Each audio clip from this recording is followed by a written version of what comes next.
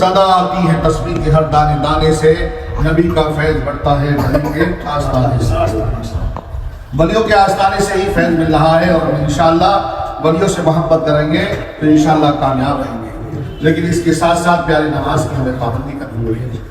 نماز ہی سے ہر تمہیں کامیابی ملے گی، یہی نماز نجات کا ذریعہ ہے، یہی نماز قبر میں بھی کام آئے گی، یہی نماز حشر میں کام آئے گی۔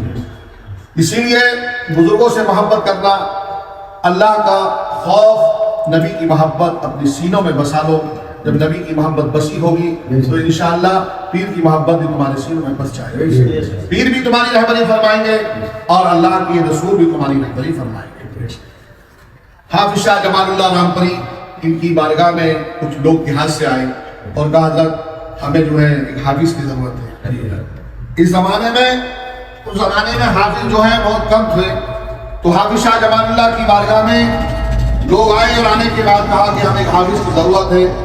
تو حضرت نے فرمایا کہ اچھا آج ٹھہر جاؤ۔ وہ رات ٹھہر گئے اور بولے صبح کو جو یہاں سے نکل کر جائے اس کو میرے پاس لے آتا۔ اب صبح جب ہوئی تو دیکھا کہ پنڈت جی تھے، وہ جا رہے تھے، انہیں بلا لائے کہ حافظ صاحب بلا رہے ہیں۔ لے آئے اور لانے کے بعد کہا کہ حافظ صاحب یہ گاؤں سے آئے ہیں یہ لوگ، اگر تم ان کی مسجد میں قرآن شریف سنا دو گے؟ کہا حضرت اگر آپ اجازت دیں گے تو میں سنا دوں۔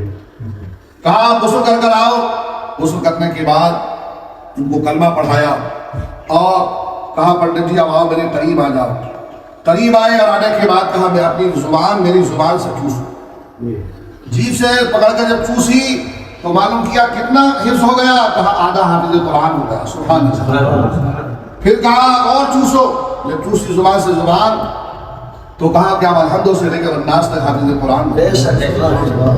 یہ ہے اللہ والوں کی شان کہ الٹی ہی چال چلتے ہیں دیوانگار عشق، آنکھوں کو بند کرتے دیدار کے لیے۔ بیٹھے تو یہاں ہے مگر امت خضرا پر ان کی نظر ہے۔